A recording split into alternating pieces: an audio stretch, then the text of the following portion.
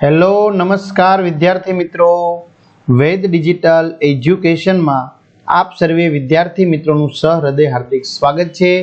આજે આપણે ધોરણ 12 વિષય ભૂગોળ એની દ્વિતીય પરીક્ષાનું પ્રશ્નપત્ર 1 નું સરસ મજાનું સંપૂર્ણ અને સચોટ સોલ્યુશન જોવાના છીએ।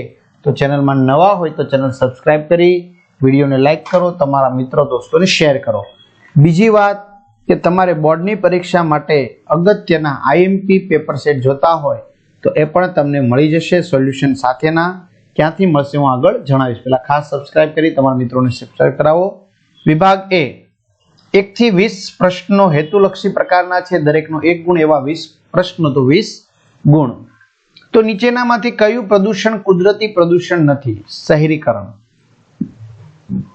ભારતમાં રાષ્ટ્રીય ધોરીમાર્ગોની સંખ્યા કેટલી છે? તો 223। બરાબર। આગળ, ઇન્ટરનેટની સેવાઓ કયા પ્રકારની પ્રવૃત્તિ ગણાય છે? તૃતીયક। વિદ્યાર્થી મિત્રો, તમારે દ્વિતીય પરીક્ષા માટે ઉપયોગી તેમજ વાર્ષિક પરીક્ષા માટે ઉપયોગી પેપર સેટ જોતા હોય સરસ મજાના સોલ્યુશન સાથેના, તો આપણી વેદ ડિજિટલ એજ્યુકેશન નામની એપ્લિકેશન ગૂગલ પ્લે સ્ટોર જ્યાંથી ગેમ ડાઉનલોડ કરો ત્યાં ડાઉનલોડ કરો, તમારા મોબાઈલ નંબર નાખો, બીજું કશું નથી ઉમેરવાનું, સેન્ડ ઓટીપી કરશો એટલે આ રીતનું પેજ ખુલે જેમાં પેડ કોર્સમાં તમને તમામ વસ્તુ મળી જશે। એક્ઝામ પેપરમાં અત્યાર સુધી લેવાયેલી એકમ કસોટીના પેપર મળશે। 3 થી 12 માં જશો એટલે 3 થી 12 ના વિડીયો, સ્વાધ્યાય, અભ્યાસ, એમની પાઠની સમજૂતીના વિડીયો મળશે। બરાબર। હવે તમે વિષયમાં જાઓ, ધોરણ પ્રમાણે પાઠમાં જાઓ એટલે વેદ ડિજિટલના વિડીયો ફ્રીમાં મળશે। ચોથું, નીચેનામાંથી કયું શૈક્ષણિક કેન્દ્ર છે? તો જવાબ આવશે વલ્લભ વિદ્યાનગર। પાંચમું, GIS ના પિતા તરીકે કોણ જાણીતા છે? તો રોજર ટોમલિન્સન। વિશ્વમાં સૌથી મોટી ઇલેક્ટ્રોનિક પ્રણાલી કઈ છે? તો ઇન્ટરનેટ। આલેખ માટે સૌથી વધુ વપરાતી પદ્ધતિ સ્તંભ આલેખ। કેનેડાનું વિનીપેગ કયા પ્રકારનું કેન્દ્ર શહેર છે? વ્યાપાર। વિક્ટોરિયા સરોવર કયા ખંડમાં આવેલું છે? આફ્રિકા। ટેપ લાઇનની લંબાઈ કેટલા કિલોમીટર છે? 1600। ભારતનું સૌથી ઓછું જાતિ પ્રમાણ ધરાવતું રાજ્ય કયું છે? હરિયાણા। ગ્રિફિથ ટેલરે કઈ વિચારધારા રજૂ કરી હતી? તો નવનિયતિવાદી। ત્રિપરિમાણ ધરાવતો આલેખ કયો છે? ઘન ચોરસ આલેખ। આસિયાન નું વડું મથક કયું છે? તો જકાર્તા। હિન્દી ભાષામાં પ્રકાશિત થયેલું પ્રથમ સમાચાર પત્ર કયું હતું? તો એમાં આવશે ઉન્નત માર્તંડ। વિશ્વની સૌથી લાંબી પાઇપલાઇન કઈ છે? કોમેકોન। પાલિયાન લોકો કયા દેશમાં વસે છે? ભારત। વિશ્વમાં ઊનના ઉત્પાદનમાં કયો દેશ પ્રથમ સ્થાને છે? ઓસ્ટ્રેલિયા। જંગલના વૃક્ષો કાપી ત્યાં થતી ખેતીનો પ્રકાર એટલે ઝૂમ।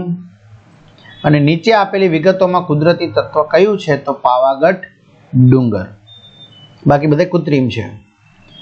હવે વિભાગ બી ની અંદર મિત્રો એક વાક્યમાં લખવાના છે એવા 10 પ્રશ્નો, 10 ગુણ છે। સ્કેનરનો ઉપયોગ જણાવો। તો સ્કેનરનો ઉપયોગ નકશાની મુદ્રિત માહિતીને કમ્પ્યુટરમાં ઉમેરવા માટે કરવામાં આવે છે। ડોટરશીપ દ્વારા કઈ કામગીરી થાય છે? તો મધરશીપ મોટી સ્ટીમરમાંનો માલ નાની સ્ટીમર એટલે કે ડોટરશીપમાં ભરીને અન્ય નાના મોટા બંદરોએ પહોંચાડવામાં આવે છે। જીન બ્રુન્સે આપેલ માનવ ભૂગોળની વ્યાખ્યા આપો। તો જીન્સ બ્રુસે આપેલી માનવ ભૂગોળની વ્યાખ્યા: માનવ ભૂગોળ એવા બધા જ તત્વોનો અભ્યાસ કરે છે જે માનવીની ક્રિયા પ્રતિક્રિયા દ્વારા પ્રભાવિત થાય છે। રેલ માર્ગોની સૌથી વધુ ગીચતા કયા ખંડમાં છે? તો યુરોપમાં। ભારતમાં ડુંગલી નદી પર કયું બંદર છે? ડુંગલી નદી પર કયું બંદર છે? તો ડુંગલી નદી પર કલકત્તા નદી બંદર છે। ગ્રિફિથ ટેલરે વસાહતની કઈ વ્યાખ્યા આપી છે? તો રહેઠાણોનો વિશાળ સમૂહ એટલે વસાહત। વસાહતની આ વ્યાખ્યા ગ્રિફિથ ટેલરે આપી છે। નોટમોનું પૂરું નામ આપો। National atlas and thematic mapping organisation નાટમોનું પૂરું નામ છે। ચતુર્થક પ્રવૃત્તિઓના હેતુઓ જણાવો। તો ચિંતન, સંશોધન અને વિકાસ માટે નવા વિચારો આપવાના હેતુઓ ચતુર્થક પ્રવૃત્તિઓના છે। દ્વિતીયક પ્રવૃત્તિ એટલે શું? ઉદાહરણ આપો। તો માનવી દ્વારા કાચા માલમાંથી રૂપાંતરિત ચીજ વસ્તુઓ બનાવવી તે દ્વિતીયક પ્રવૃત્તિ છે। રૂમાંથી સુતરાઉ કાપડ બનાવવું તે દ્વિતીયક પ્રવૃત્તિનું ઉદાહરણ છે। ક્ષેત્ર કાર્ય એટલે શું? તો માહિતી એકત્ર કરવા વ્યક્તિ જે તે પ્રદેશની પ્રત્યક્ષ મુલાકાત લે છે તેને ક્ષેત્ર કાર્ય કહે છે.